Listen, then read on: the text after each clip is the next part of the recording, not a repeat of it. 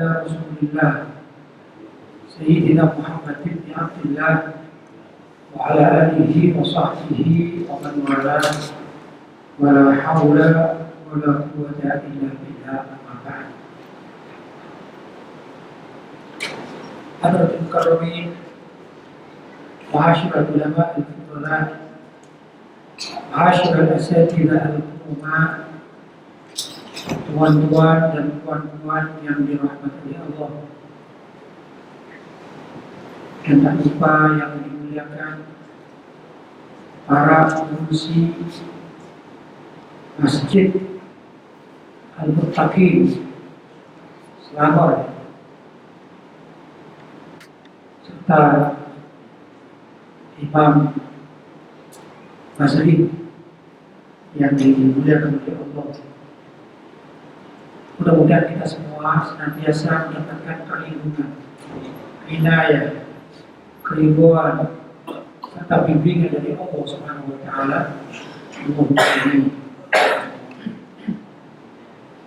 Ma'asyiral muslimin yang dirahmati oleh Allah, saat ini kita berada pada satu bulan yang sangat mulia, yaitu bulan Rajab. Bulan Rajab adalah bulan yang termasuk di dalam hitungan Al-Ashhurul Hurum, bulan-bulan yang dimuliakan oleh Allah Subhanahu wa Ta'ala. Ada 4 bulan yang sangat dimuliakan, yang diberi nama Al-Ashhurul Hurum, bulan-bulan yang terhormat, yaitu bulan Muharram, bulan Dzulqa'dah, bulan Dzulhijjah. Ini 3 bulan yang berturut-turut, dan 1 bulan yang terpisah, yaitu bulan Rajab. 4 bulan ini adalah bulan-bulan yang bila mana orang mengerjakan amal-amal yang baik, maka Allah Subhanahu wa Ta'ala akan melipat gandakan pahalanya. Kita tidak bicara bulan suci Ramadan, karena bulan suci Ramadan mempunyai keistimewaan tersendiri. Jadi ada beda-beda. Al-Ashhurul Hurum ini ada 4 bulan. Sedangkan bulan Ramadan sendiri memiliki kemuliaan tersendiri. Sedangkan untuk bulan Rajab ini keistimewaannya sangat luar biasa. Dan Nabi SAW dulu ini menghormati bulan Rajab, mengikuti kakek nenek moyangnya yang mereka ini adalah pengikut agamanya Nabi Ibrahim alaihissalam. Ini sebelum beliau Nabi kita diutus menjadi seorang rasul. Demikian juga masyarakat Makkah atau suku Quraisy pada khususnya. Ya, suku Quraisy itu tidak semuanya menyembah patung, ya, tidak semuanya. Tapi ada juga di kalangan mereka orang-orang yang masih bersih, yang ala dini Ibrahim alaihissalam, mengikuti ajaran Nabi Ibrahim alaihissalam. Antara lain adalah keluarga Nabi Muhammad SAW, antara lain. Termasuk juga dalam riwayat adalah Sayyidina Abu Bakar As-Siddiq, itu orang yang tidak pernah menyembah patung. Jadi ada keluarga-keluarga. Nah, keluarga-keluarga baik dari kalangan orang-orang Quraisy itu sangat menghormati ajarannya Nabi Ibrahim alaihissalam. Banyak ajaran Nabi Ibrahim kan banyak, ya. Antara lain yang kita kenal adalah khitan untuk anak laki-laki, ya, khitan. Kemudian urusan tawaf, urusan sa'i, ya. Termasuk juga menghormati bulan Rajab sebagai bulan yang dimuliakan oleh Allah Subhanahu wa taala. Dan sebagian masyarakat Arab waktu itu mereka tidak mengadakan peperangan pada saat Al-Ashhurul Hurum, bulan-bulan yang sangat dimuliakan itu. Mereka mencegah dirinya untuk perang dengan suku lain. Gunanya apa? Guna untuk menghormati datangnya bulan yang disucikan oleh Allah, salah satunya adalah bulan Rajab. Karena itu Al-Quran menyebutkan atau menceritakan yas'alunaka 'anil syahril haram qitalun fihi qul qitalun fihi kabir. Mereka orang-orang itu yas'alunaka bertanya kepadamu wahai Nabi Muhammad 'anil syahril haram tentang keadaan bulan-bulan yang dimuliakan oleh Allah. Kita fi bagaimana hukumnya perang pada waktu-waktu itu. Ya, salah satunya adalah bulan Rajab. Qul qitalun fihi kabir. Katakan kepada mereka berperang pada bulan-bulan yang dimuliakan oleh Allah atau al-ashhurul hurum, khususnya yang sekarang adalah pada bulan Rajab. Itu fihi kabir, dosa besar. Kecuali kalau umat Islam ini diserang oleh orang kafir, maka umat Islam bertahan, ya, kemudian membela diri, maka terjadi peperangan. Tidak apa-apa namanya diserang. Tapi kalau umat Islam itu dilarang untuk memulai peperangan pada bulan-bulan yang dimuliakan oleh Allah tersebut. Salah satunya adalah bulan Rajab. Dan aku menganjurkan pada 4 bulan tadi itu agar umat Islam memperbanyak beramal baik, termasuk berpuasa sunnah bagi yang ada kesempatan, ya, kemudian bersedekah. Lalu sekarang kita alhamdulillah dalam keadaan berada di majlis ta'lim, niat i'tikaf, ya, kemudian membaca kalimat-kalimat thayyibah, zikir, sholawat dan sebagainya, memperbanyak pada bulan-bulan tersebut. Ini sungguh sangat dianjurkan di dalam agama Islam. Alhamdulillah kita sekarang berada di dalam bulan yang dimuliakan Allah adalah bulan Rajab. Mudah-mudahan kita senantiasa oleh Allah SWT diberi keberkahan pada bulan ini, yaitu bulan Rajab. Pada bulan Rajab ini ada satu kejadian yang sangat luar biasa.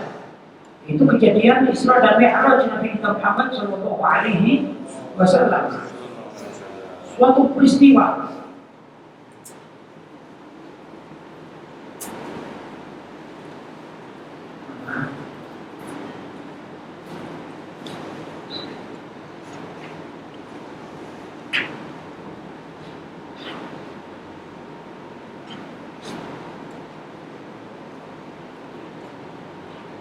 peristiwa yang bisa membedakan antara orang itu beriman atau orang itu ingkar.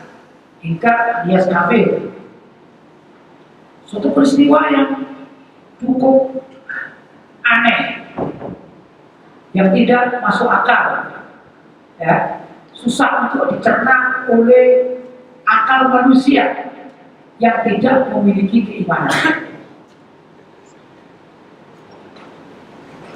Sebelum kita bicara tentang Isra dan Mi'raj, ada suatu hal yang sebagian umat, kalau umat Islam alhamdulillah yakin, tapi sebagian umat manusia itu tidak percaya. Apa itu? Peristiwa kehidupan di alam kubur. Kehidupan di alam kubur. Tatkala manusia mati, ya, meninggal dunia, maka manusia itu dikuburkan paling tidak jaraknya antara dataran bumi atau muka bumi, ya, muka tanah dengan tempatnya mayat itu paling tidak sekitar 2 meter, ya, sekitar 2 meter. Kalau manusia tidak punya iman, Maka mereka akan mengatakan, ya sudah, orang itu kalau sudah ditanam, sudah dikubur, ya selesai. Betul? Selesai, tak ada apa-apa. Yang sisa, lama-lama daging pada hilang, pada lenyap, yang tersisa tinggal tulang belulang. Dan menurut penelitian, juga sesuai dengan ajaran syariat, bahwasanya apabila manusia ini sudah berpuluh tahun, beribu-ribu tahun, maka tulang pun akan hancur, akan habis, ya, walaupun masanya lama, yang tersisa tinggal tulang ekor alias zanab. Yang mana zanab atau tulang ekor inilah yang kelak akan dibangkitkan oleh Allah pada mahsyar. Dari tulang ekor kemudian kembali pada bentuk semula pada setiap manusia dan dibangkitkan untuk dikumpulkan di padang mahsyar dengan nasibnya masing-masing. Kembali lagi kepercayaan.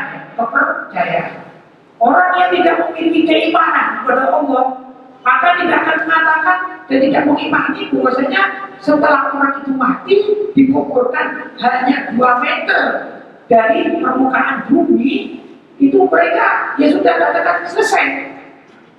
Tapi orang yang mempunyai keimanan, mempunyai kepercayaan, keyakinan, keislaman yang benar, maka mereka akan mengatakan bahwasanya manusia yang mati itu walaupun jaraknya cuma 2 meter dari muka bumi, maka sesungguhnya mereka itu tidak mati, pada hakikatnya hanyalah pindah alam. Mereka memiliki kehidupan orang-orang yang soleh di dunia, maka di dalam kuburnya ini juga mendapatkan kenikmatan, sedangkan orang yang toleh atau yang jahat, maka di alam kubur mendapatkan siksa. Ini batasannya kan sedikit. Ya, batasannya sedikit. Berapa meter? Cuma 2 meter. Tapi ayat mengatakan la tahsaban alladziina qutilu fi sabilillahi amwat. Ya, la tahsaban alladziina qutilu fi sabilillahi amwatan bal ahya'un 'inda rabbihim yurzaqun. Jangan kalian sangka, jangan kalian kira orang yang meninggal dunia di jalan Allah itu amwatan, mati. Bal ahya'un, tetapi mereka itu hidup di alam kubur. Bal 'inda rabbihim yurzaqun, bahkan mereka ini di hadapan Tuhannya diberi rezeki, diberi kenikmatan. Jadi kehidupan di alam kubur diberi kenikmatan bagi orang-orang yang baik. Nah, ini perlu keyakinan, ya, perlu keyakinan. Orang yang tak yakin ya sudah selesai, dianggap bangkai, kemudian dibuang, ditanam, tinggal pulang selesai. Betul? Maka tak ada yang menziarahi, tak ada yang mendoakan, karena dianggap sudah selesai. Umumnya adalah orang-orang kafir dan orang-orang yang tidak yakin terhadap kehidupan alam kubur. Ini ujian. Demikian juga peristiwa Isra dan Mi'raj Nabi kita Muhammad Sallallahu Alaihi Wasallam. Ya, maka tadi saya katakan kalau alam kubur ada kenikmatan, yurzaqun, diberi rezeki, ini kan tidak masuk akal, ya dah. Sudah apa namanya? Sudah habis, tulang belulangnya sudah hapus, ya sudah hancur. Gimana diberi kenikmatan? Tapi Al-Quran mengatakan sesungguhnya mereka diberi kenikmatan di alam kubur. Baik. Demikian juga Isra dan Mi'raj. Isra dan Mi'raj itu suatu hal yang tidak masuk akal. Tapi bagi orang yang beriman, seperti Sayyidina Abu Bakar As-Siddiq, langsung beriman. Tatkala diberitahu peristiwa Isra dan Mi'raj Nabi kita Muhammad Sallallahu Alaihi Wasallam. Karena apa? Sayyidina Abu Bakar As-Siddiq memiliki keyakinan yang penuh dan beliau yakin kalau Nabi Sallallahu Alaihi Wasallam itu mengatakan sesuatu, beliau tidak akan berbohong. La yantiqu 'anil hawa in huwa illa wahyun yuha. Sesungguhnya beliau Nabi kita itu la yantiqu 'anil hawa, tidak pernah berucap, ya, tidak pernah mengucapkan sesuatu dari hawa nafsunya. Tidak. Tapi apa? Tapi beliau itu adalah apa yang diucapkan, melainkan wahyu yang diwahyukan oleh Allah kepada Nabi kita Muhammad Sallallahu Alaihi Wasallam. Buat tuan dan puan-puan, bagaimana saya katakan ini ujian antara percaya dan tidak percaya. Coba bayangkan. Di dalam riwayat-riwayat hadis diterangkan bahwa Nabi Muhammad SAW itu tak kala beliau tidur di kamarnya di atas tipan, ya, di atas katil, itu dibangunkan oleh malaikat Jibril alaihissalam. Peristiwanya banyak, tapi saya akan bercerita atau kita membahas tentang perjalanannya. Kalau peristiwanya banyak sekali. Bagaimana saya katakan masuk akal atau tidak masuk akal? Kalau secara otak manusia biasa, tanpa keyakinan, maka tak masuk akal. Ya? Dalam riwayat dikatakan tatkala Nabi Shallallahu Alaihi Wasallam misalnya tidur di atas limpahnya, kasur kalau orang Indonesia, ya, ranjang, katil. Kemudian dibangunkan oleh Rasulullah SAW, dibangunkan oleh malaikat Jibril, misalnya, ya, dibangunkan. Nah, tatkala beliau bangun, di sudah ada peristiwa malaikat Jibril mengoperasi, membedah dada Nabi Muhammad SAW untuk dibersihkan. Kemudian setelah itu beliau diajak ke Masjidil Haram, ya, yang memang tempat bila ada rumah Nabi yang dikenal memang dekat, tapi kan ada jarak berjalan, ya, ada jarak berjalan. Namanya juga dari rumah menuju masjid pasti ada jarak berjalan. Berjalan ke mana?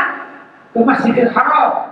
Dari Masjidil Haram beliau diajak untuk naik buraq, yaitu satu kendaraan yang memang disediakan oleh Allah SWT, kurang lebih bentuknya seperti bagla. Bagla itu bihol itu keledai, gitu ya, atau seperti kuda, ada lebih kecil sedikit, gitu ya, ada. Ya kurang lebih begitulah. Saya tidak tahu di Mekah itu bihol itu terkenal, ya, kalau di sana, ya. Kalau di sini kata ada, jadi susah untuk berangkatnya. Semacam itulah. Nah, kemudian beliau diajak naik buraq ini menuju ke Masjidil Aqsa yang ada di Palestina. Padahal antara Mekah dengan Palestina ini jauh, ribuan kilo. Ya, kalau sekarang, ya, kalau naik kereta atau naik mobil, saya mengatakan mobil, ya, mungkin sekitar 3 hari 3 malam naik jalan darat, barangkali begitu, ya, barangkali demikian, karena jauh sekali. Ya, nah, sudah. Ini ke Masjidil Aqsa. Kemudian beliau diajak naik ke langit pertama, kedua, ketiga, keempat, kelima, enam, tujuh, Sidratul Muntaha, naik lagi Nabi Muhammad, ya. Nah, kemudian turun lagi sampai ke 6, 5, semua selesai, kemudian kembali lagi ke Mekah. Dari Mekah diantarkan lagi ke mana? Ke tempat tidurnya. Ya, ini menurut riwayat hadis dikatakan bahwasanya bekas atau sisa dari tidurnya Nabi, tempat tidurnya Nabi, yang mana orang lalu tidur begini, ya, seperti kita duduk, maka tempat duduk kita atau tempat tidur kita itu pasti suam, betul? Hangat, ya, panas. Kalau kita duduk lama, itu kalau kita bangun, misalnya di sini, ya, kita duduk di masjid sini, duduk setengah jam sudah mulai hangat, ya. Kemudian kita pergi ke tandas, ke toilet, ya, ke tandas. Nah, kalau kita tinggalkan kurang lebih 1 jam, kita kembali lagi sudah dingin, betul? Betul? Tapi kalau masih 10 menit, 15 menit, ya masih bolehlah hangat, suam-suam, ya. Nah, ini menurut riwayat yang luar biasa. Tempat tidur Nabi ini masih suam, masih hangat. Jadi Nabi ini tak lama untuk melaksanakan Isra dan Mi'raj. Menurut hadis-hadis Nabi itu tak lama, hanya sejenak, tapi peristiwanya banyak yang beliau alami. Bukti tak lama bagaimana di dalam ayat Bismillahirrahmanirrahim, Subhanalladzi asra bi 'abdihi lailan minal masjidil haram ilal masjidil aqsa alladzi barakna hawlahu linuriyahu min ayatina innahu huwas samiul basir. Ya. Pertama kalimat asra. Asro itu di dalam bahasa Arab artinya perjalanan malam. Asro yusri isro'an, perjalanan malam. Subhanalladzi asro, maha suci Allah yang mengisra mi'rajkan, yang memperjalankan Nabi di malam hari.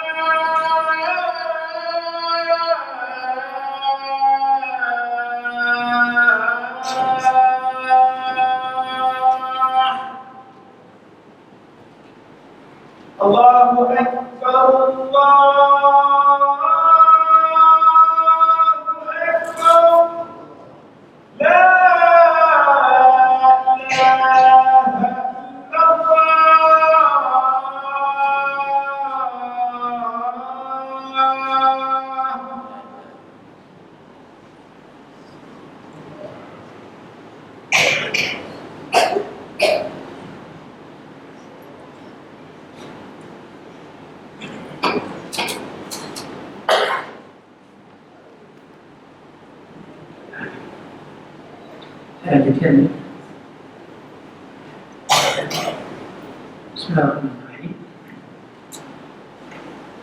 Subhanalladzi asra bi'abdihi lailan. Maha suci Allah yang memperjalankan beliau Nabi kita Muhammad sallallahu alaihi wasallam bi'abdihi, hambanya, ya, lailan, pada malam hari atau pada satu malam. Jadi asro itu perjalanan malam, ditakkir, dikuatkan dengan kalimat lailan, pada malam hari. Itu sudah satu malam. Lailan itu satu malam. Nah, Itu pun lewat hadis, satu malam pun hanya sedikit waktunya, bukan 12 jam. 12 jam itu habis azan maghrib, sampai azan subuh, ya. Bukan itu, tapi cuma sedikit waktunya. Karena itu apa tadi, lipannya Nabi masih dalam keadaan hangat. Ini berarti kan luar biasa. Ya, coba sekarang ada nggak kira-kira kendaraan apa ini yang saya katakan masuk akal atau tidak masuk akal, bisa diterima akal atau tidak diterima akal, kecuali dengan keimanan. Ada nggak sekarang kendaraan, ya, misalnya dari Kuala Lumpur sini, ya, atau dari Selangor ke Kuala Lumpur lah, dari Malaysia menuju Surabaya, yang ada kata ditinggal, ya, ini orang tidur lipannya masih hangat, susah nyarinya. Maka kalau tidak mempunyai keimanan, tak percaya, betul, tak pernah percaya. Itu baru perjalanan minal masjidil haram ila masjidil aqsa. Subhanalladzi asra bi 'abdihi lailan minal masjidil haram ila masjidil aqsa, dari masjid al-haram maka menuju masjid aqsa. Belum tadi perjalanan dibangunkan dari tempat tidurnya, ya, dibersihkan dadanya, kemudian berjalan menuju masjid. Ini kan perlu waktu, perlu waktu. Dan dari Masjidil Haram ke Masjid Aqsa, ya, kemudian dilanjut.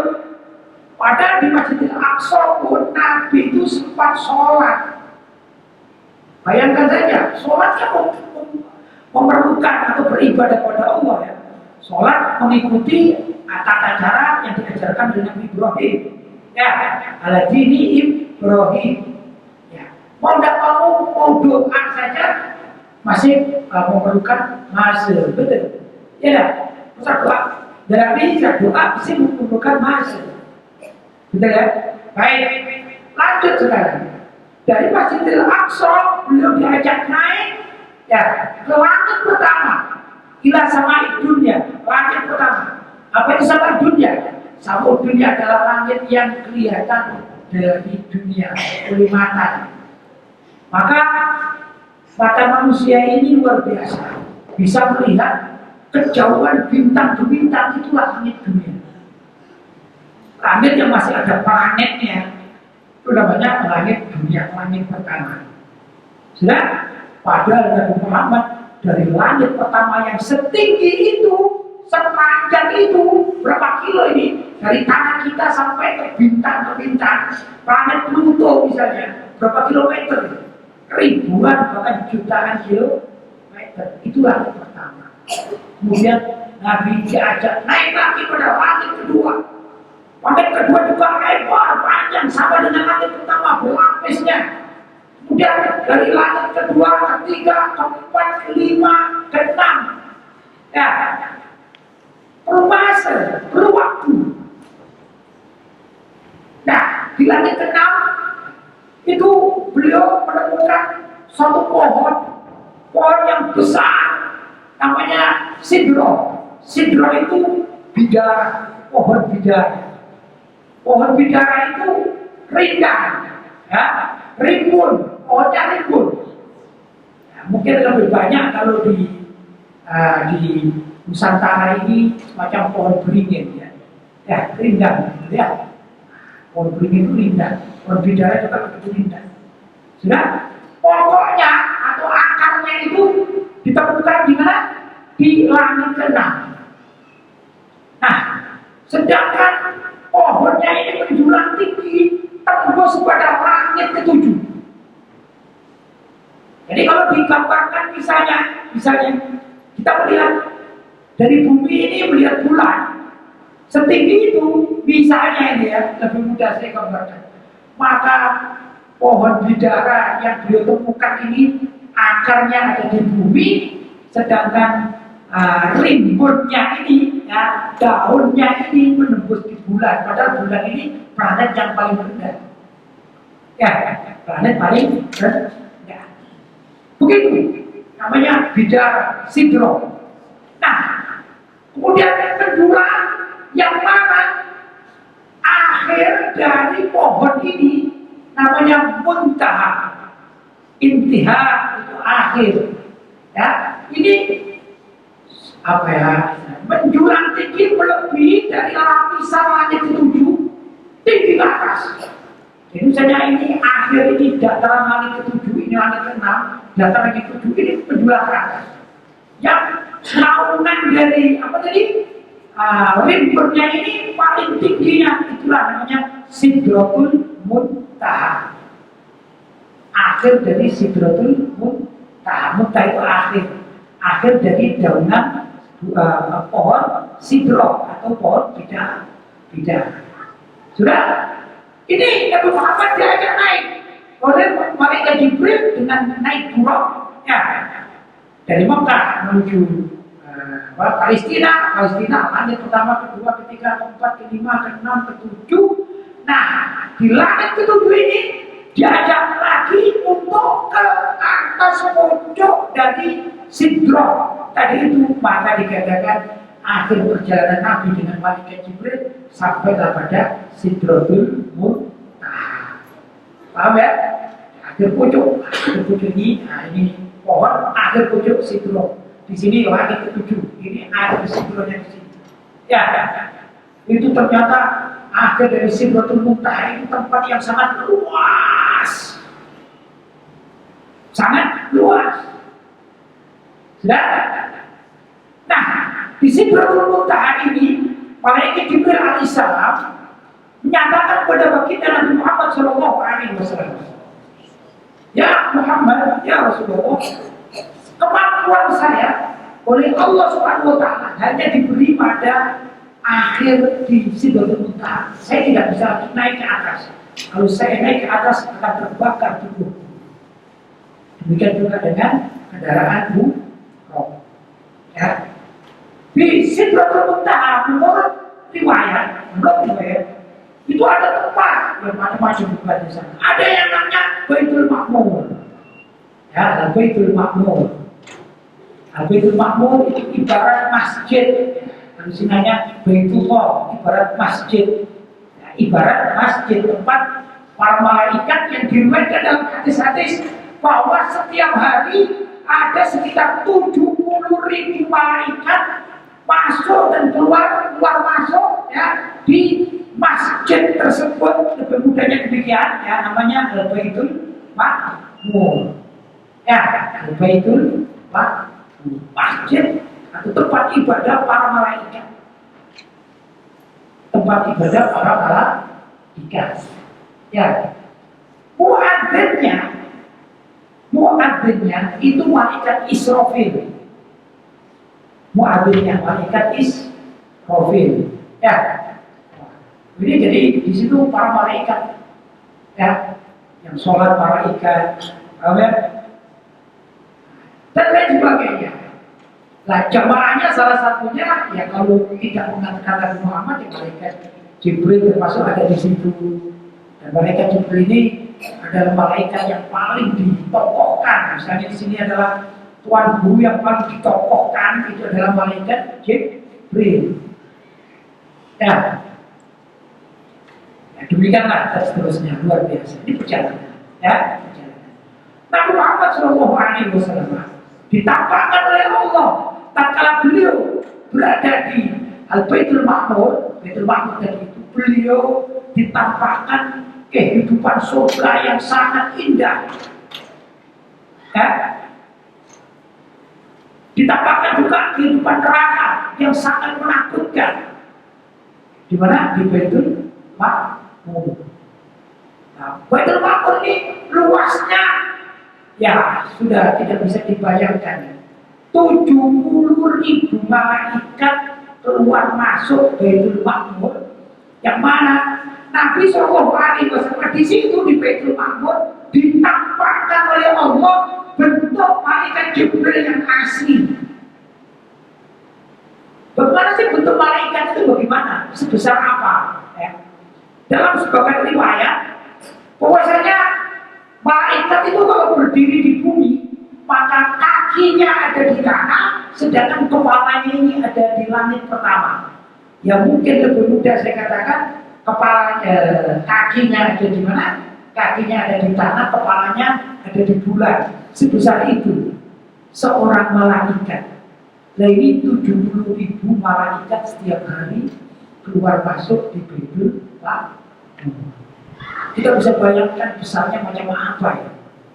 Ya, surga pun tampak dari situ.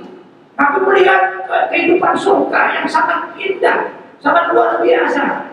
Ya, yang digambarkan, ya, digambarkan di sana ada suatu telaga besar, yaitu telaga Kautsar. Ini Nabi Muhammad SAW. Ya, yang mana orang yang minum di situ sekali maka selamanya tidak akan haus. Ya, belum lagi banyak sungai-sungai yang mengalir yang indah.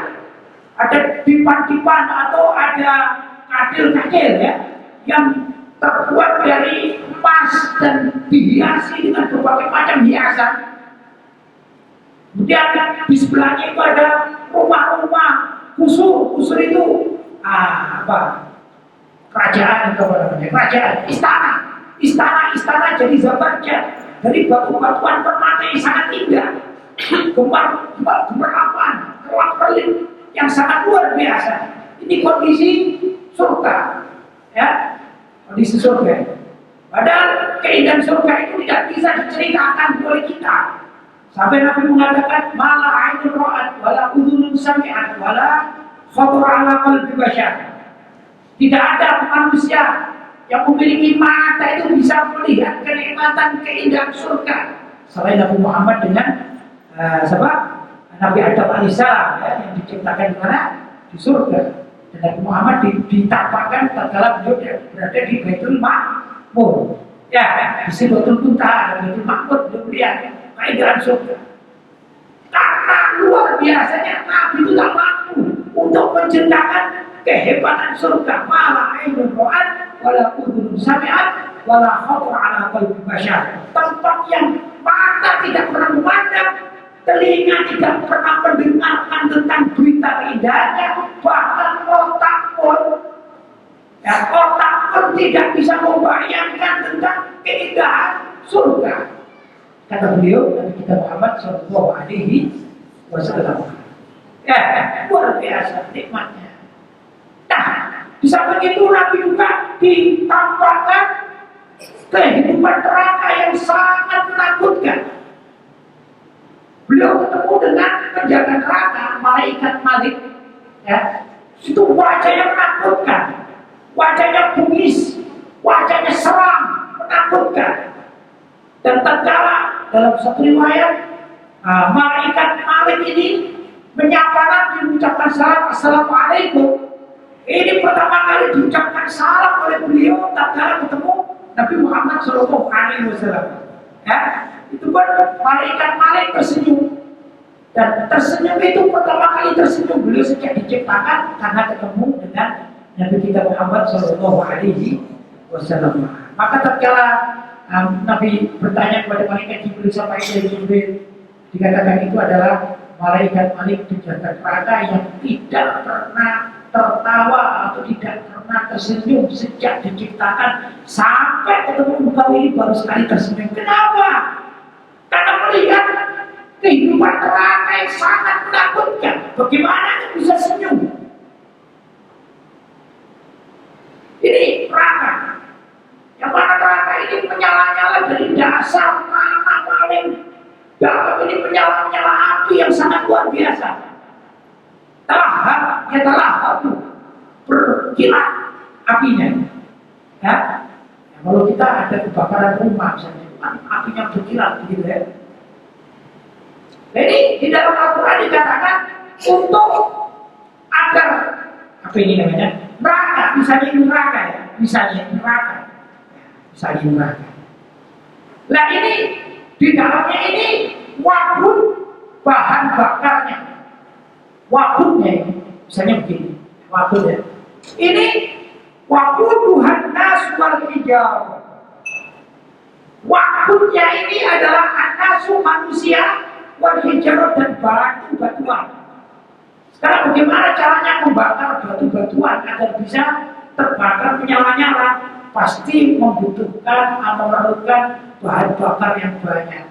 Kalau petrol masing-masing ini bahan bakarnya adalah manusia kafir, namun lebih dari itu keadaan apa? Neraka sangat menakutkan. Ya, saya baca dalam satu riwayat ini bibir neraka yang paling atas ini terdiri dari batu-batuan juga. Kalau ada manusia misalnya, manusia ini hinggap di sini, kakinya hinggap di pojok sini, ya, maka otaknya dia ini meleleh. Itu panasnya api neraka. Karena itu malaikat tidak pernah apa namanya tersenyum kecuali tatkala bertemu dengan Nabi kita Muhammad Shallallahu Alaihi Wasallam. Ya, ini di mana? Baitul Ma'mur. Nah, sampai Baitul Ma'mur, maka di Sidratul Muntaha, Baitul Ma'mur tempatnya di Sidratul Muntaha. Ya. Maka Allah perintah kepada Nabi kita Muhammad Shallallahu Alaihi Wasallam. Muhammad kau naik, panggil. Maka anak Muhammad mengajak malaikat Jibril. Hai Jibril, temani aku naik. Disitulah malaikat Jibril mengatakan, ya Rasulullah, ya Muhammad, aku tak kuat. Karena kemampuanku hanya sampai pada Sidratul Muntaha. Ya, maka Rasulullah Shallallahu Alaihi Wasallam mengatakan, ya Jibril, kau sejak awal menemani aku, ya, mendampingi aku, menjemput aku. Sekarang sudah pada waktu yang ditentukan ini kok engkau tak mau menemani aku. Ya bukan aku tak mau, tapi kalau aku naik lagi aku terbakar. Kata malaikat Jibril, berarti kekuatan tubuh malaikat Jibril itu kalah jauh daripada Nabi Muhammad Shallallahu Alaihi Wasallam. Maka diriwayatkan Nabi Muhammad naik lagi, ya, naik lagi dari Sidratul Muntaha, itu namanya mustawa atau tempat Lauhul Mahfuz. Kita sering mendengarkan Lauhul Mahfuz, ya, di sana di mana pencatatan seluruh amal makhluk ini ada di Lauhul Mahfuz, ya, dengan kolamnya, ya, kolam pencatat, ya, ini di Lauhul Mahfuz ada buku besar, kan begitu ya, kita sering dengar, ya. Itu namanya mustawa. Nabi Muhammad sampai ke situ, naik. Jadi kemampuan Nabi Muhammad di atas sama malaikat Jibril itu naik lagi sampai di Lauhul Mahfuz. Kemudian Nabi Muhammad ini di dalam riwayat, satu riwayat, bertemu dengan seorang laki-laki yang biasa, artinya orangnya bersih, orang soleh, ya, tapi bukan seorang nabi.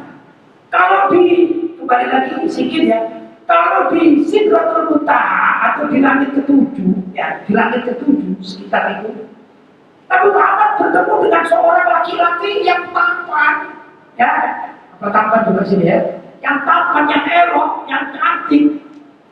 Wajahnya ini serupa dengan Nabi. Seakan-akan Nabi itu bercermin, kelihatan wajahnya, padahal orang lain. Ini sebelum naik, jadi, ya, sebelum ke Lauhul Mahfuz, ya. Kemudian Nabi bertanya kepada malaikat Jibril, siapa itu Jibril? Kata malaikat Jibril, itu adalah abuka, itu adalah ayahmu Ibrahim alaihissalam. Ya, ternyata wajah Nabi Ibrahim itu hampir cakepnya ini, ya, gantengnya ini, tampannya ini hampir sama dengan siapa? Nabi Muhammad Shallallahu Alaihi Wasallam. Selesai, saya naik lagi. Nah, tatkala Nabi berada di sekitar Lauhul Mahfuz dalam perjalanan, itu, ya, bahkan yang pernah saya baca, perjalanan itu dilapisi 70.000 sinar. Antara Sidratul Muntaha dengan Lauhul Mahfuz, Nabi itu menembus 70.000 sinar cahaya yang bertumpuk-tumpuk. Ya, gimana cahaya yang bertumpuk-tumpuk? Ya, pertama kita tidak pernah melihat, tapi kalau diibaratkan dengan di dunia sekarang kan ada itu lampu yang di tempat kegelapan itu, ya, yang disorot ke sana, sorot ke sini, kan akan seperti bertumpuk-tumpuk gitu, ya. Itu logikanya di mana? Dalam pikiran kita manusia. Tapi gimana di sana? Allah Ta'ala alam, ini perjalanan ukhrawi, ya. Nah, ringkasnya di perjalanan itu Nabi di atas Sidratul Muntaha menemukan seorang laki-laki. Ya, orang ditanya, apakah kau seorang Nabi? Bukan. Apakah kau seorang Rasul? Bukan. Terus siapa engkau ini? Kenapa kau tempat tinggi sekali. Maka orang laki-laki ini mengatakan, aku adalah seorang hamba Allah yang sejak aku balik, sejak diperintahkan oleh Allah SWT sampai aku meninggal ini, lisan itu adalah lisan yang basah karena zikir kepada Allah SWT. Pekerjaannya itu zikir, sejak lahir, itu kan sejak lahir, sejak dia, nah, kalau kita mengatakan balik ya, sejak balik sampai meninggal dunia, ini lisannya dipergunakan untuk zikir kepada Allah SWT. Tapi ini adalah umat-umat terdahulu, umat nabi-nabi terdahulu ditampakkan lah demikian. Ya, Rasulullah tampakkan orang yang semacam itu.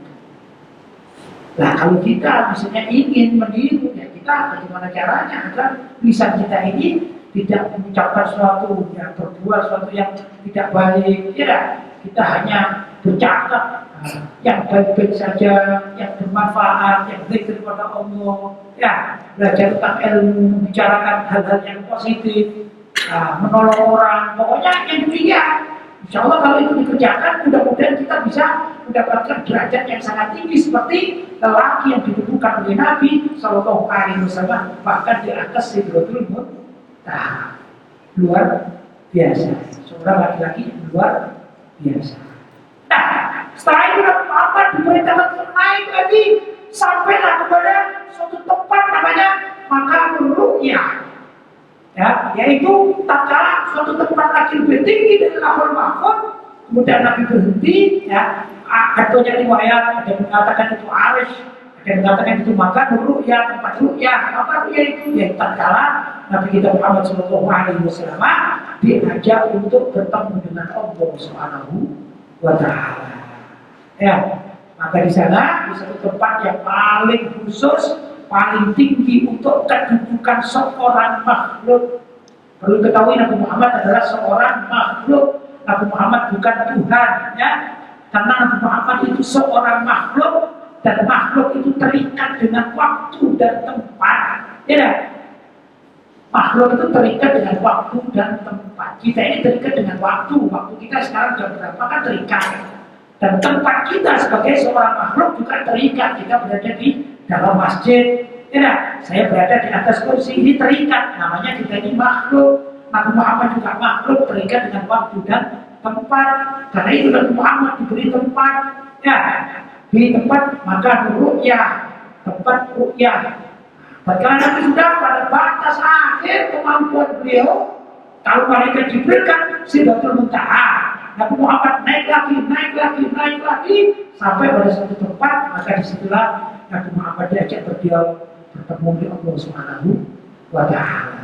Ya, sedangkan tempat-tempat itu harus, ya, atau tadi makan ru'yah, Lauhul Mahfuz, Sidratul Muntaha, Baitul Ma'mur, ini adalah semua makhluk Allah Subhanahu wa Ta'ala, dan Allah lah yang menciptakannya. Karena Allah yang menciptakannya, maka Allah tidak memerlukan tempat dan tidak memerlukan waktu. Itu akidah Ahlus Sunnah wal Jamaah. Ya, bagaimana ya, bagaimana yang penting Nabi Muhammad diletakkan pada tempat yang paling tinggi, yang belum pernah ada makhluk hidup yang berada di situ. Nabi Muhammad diangkat di sana, kemudian diajak untuk bertemu dan bercakap-cakap atau berbual dengan Allah SWT di bahasa Malaysia, ya. Nah, untuk apa? Mendapatkan perintah sholat 5 waktu. Perintah sholat 5 waktu tidak murni 5 waktu. Perintah itu bermula dari 50 waktu. Tapi Pak Nabi Ibrahim alaihissalam mengatakan, saya tahu kalau umatmu itu lemah-lemah, ya, maka dianjurkan untuk minta keringanan. Begitu berulang sampai kepada turun dari turun dari ru'yah tadi, habis bertemu pada Allah SWT jadi, ya, kemudian turun pada akhirnya yang ingin saya sampaikan, beliau akhirnya ketemu Nabi Musa alaihissalam. Nabi Ibrahim ya sudah maklum, dan Nabi Musa ini perlu saya sampaikan. Nabi Musa adalah Nabi yang kuat. Nabi yang kekuatan badannya ini luar biasa. Ya, itu beliau mengatakan, ya Muhammad, aku ini tahu umatku, kata Nabi Musa, ini Bani Israel. Ini Bani Israel adalah manusia yang paling tidak taat, manusia yang suka bikin onar, manusia yang ahli begaduh, manusia yang super. Tapi Bani Israel ini kuat, ya, apa? Jismiyahnya kuat-kuat. Itu pun diperintahkan sholat 50 waktu itu tak sanggup, apalagi umatmu yang kecil-kecil, lemah-lemah, pasti tak sanggup 50 waktu. Maka minta kepada Allah. Ini nasihatnya siapa? Nabi Musa alaihissalam. Kamu minta kepada Allah. Yang ringkasnya para muslimin, akhirnya Allah memberi diskon pengurangan waktu dari 50 waktu menjadi 5 waktu, nolnya dibuang, kosongnya dibuang. Alhamdulillah. Kita tidak bisa membayangkan zaman sekarang. Andai kata ini tidak ada diskon, ya, andai kata perintah sholat itu 50 waktu, kira-kira kita bisa kerja pada ini, bisa jadi 2 atau 3. Susah jadi duit. Betul? Baru sholat Allahu Akbar, Assalamualaikum warahmatullahi wabarakatuh. Datang ke situ semenit, Allahu Akbar, Allahu Akbar. Datang lagi waktu sholat. Ya, Assalamualaikum, Assalamualaikum. Pergi lagi, naik motor, naik. Allahu Akbar, Allahu Akbar. Habis ini waktu ini. Betul? Tak bisa sholat, tak bisa makan, tak bisa cari kerjaan, tak bisa cari uang. Susah. Alhamdulillah, Allah berkenan mengurangi dari 50 waktu menjadi 5 waktu.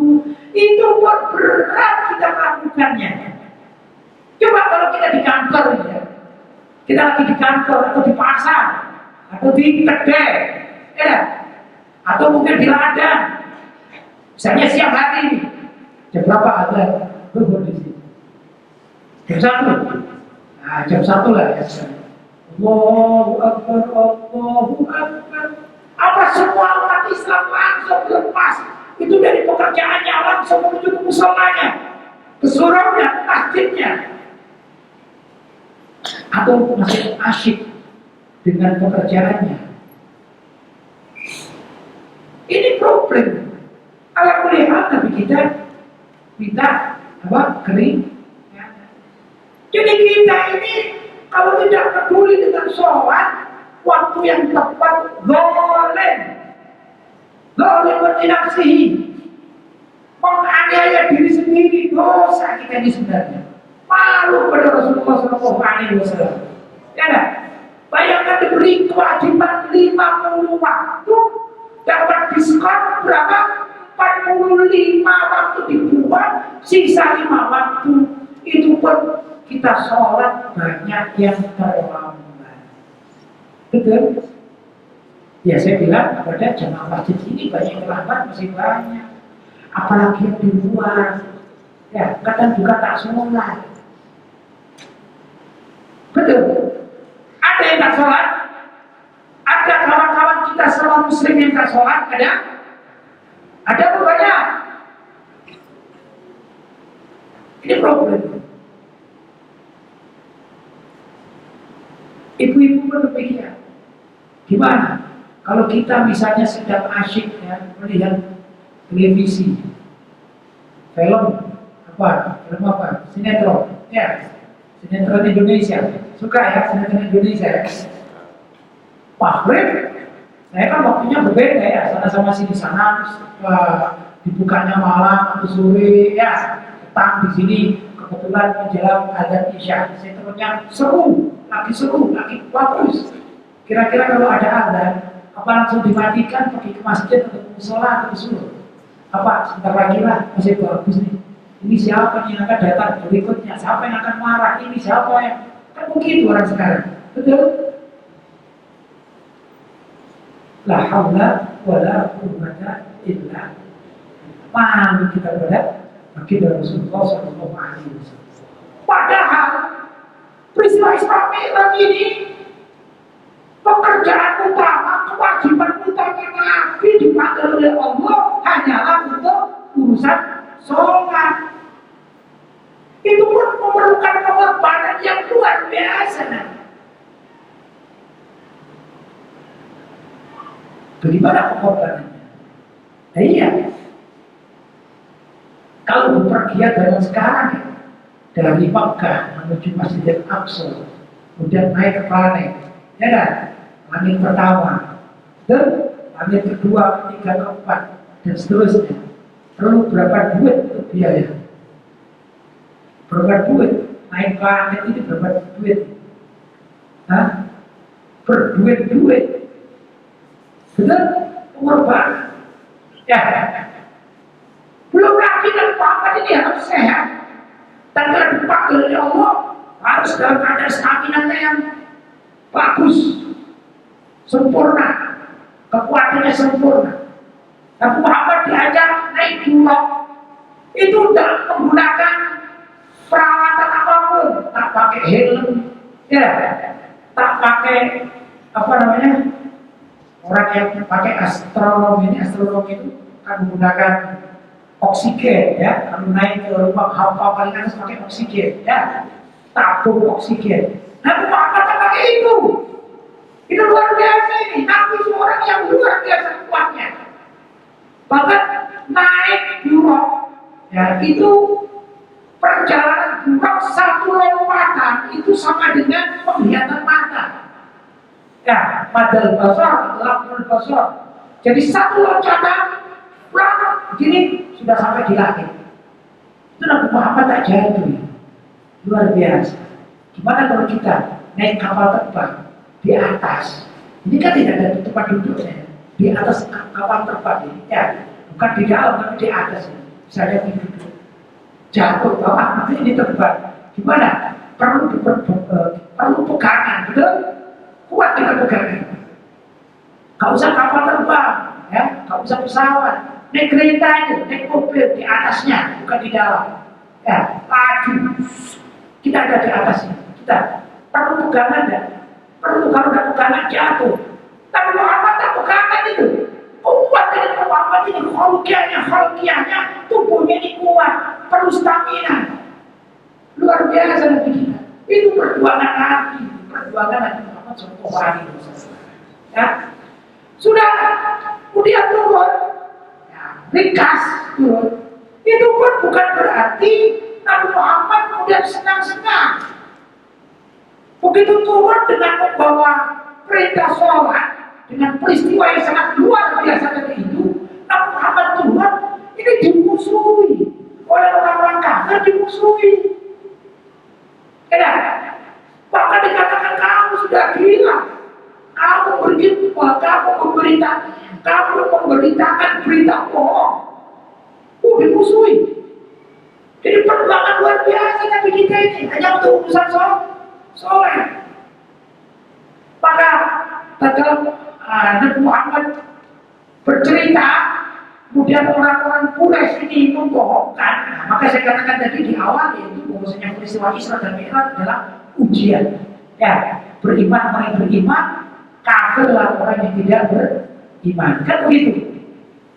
Maka saat itu Sayyidina Abu Bakar As-Siddiq dipanggil oleh orang-orang Quraisy.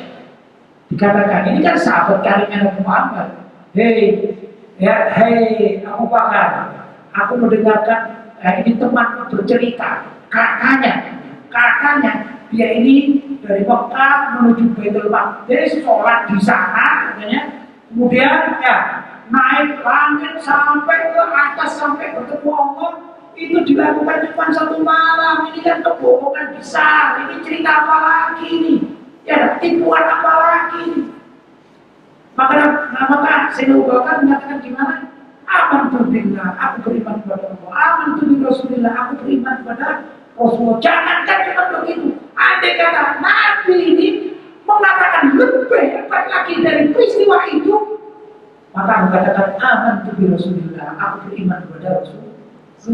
la yantiqu anil hawa in huwa illa wahyun yuha. Karena Nabi itu tidak mengucapkan sesuatu dari hawa nafsunya, tapi Nabi itu mengatakan dari wahyu yang diturunkan dari Allah Subhanahu wa taala. Ini perlu pengorbanan, keyakinan perlu pengorbanan. Ya, dan itu ma'asyar muslimin, kita juga tatkala kita sholat dan kita tahu, ya Allah ini sholat, ini dulu Nabi kita Muhammad SAW itu engkau perintahkan dan engkau panggil ke atas, ke tempat paling tinggi yang tidak pernah dilakukan atau ditempuh oleh manusia dan makhluk manapun, bahkan malaikat pun tidak sampai ke sana. Ini Nabi kami ini sampai ke situ menerima amanat sholat. Lantas bagaimana dengan diriku? Ini tinggal enak saja sholat, tidak? Apakah kita bisa mengamalkan seperti itu? Tergantung dari kita masing-masing. Semakin keyakinan ini besar, maka sholat itu menjadi nikmat di hati orang tersebut. Tapi kalau keyakinan itu tidak kuat, maka sholat ini menjadi berat. Ya, orang yang beriman kuat, nikmat terhadap sholat. Orang yang hatinya semakin kotor menjadi berat. Karena itu dikatakan orang-orang munafik yang paling ditakuti oleh mereka adalah diperintahkan untuk sholat. Mereka sangat berat untuk melakukan sholat bagi orang-orang munafik. Tapi bagi orang yang beriman, maka keimanannya itu menyebabkan orang itu cinta sholat. Satu terakhir bisa sampaikan, mumpung ada puan-puan ya, berarti ada puan-puan. Ada seorang wanita yang menikmati sholat ini luar biasa, saking nikmatnya sampai lupa dunia. Beliau bernama Sayyidah Robi'ah Al-Adawiyah. Ini kalau sudah sholat, beliau biasanya dua rakaat salam, sampai dapat 1000 rakaat. Ini Sayyidah Robi'ah Al-Adawiyah. Suatu saat dalam riwayatnya, Sayyidah Robi'ah ini dilamar oleh seorang laki-laki soleh, bahkan minal ulama ya, yang melamarnya. Tapi kata Sayyidah Robi'ah secara ikhlas dikatakan, hai imam, kalau engkau mau menikah dengan diriku, maka ada syarat, engkau tidak boleh cemburu. Tahu cemburu di sini ya?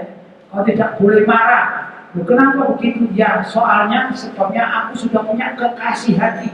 Dan aku kalau sudah ketemu kekasih hatiku itu, aku tidak mungkin untuk diganggu oleh siapapun. Bahkan engkau, kalau engkau mau jadi suamiku, dan tatkala aku ketemu kekasih hatiku, mohon maaf, jangan ganggu aku. Kata aku ini kan mau menikah dengan engkau, mengapa engkau masih punya kekasih hati yang lain? Ya, siapa itu kekasih hatimu siapa?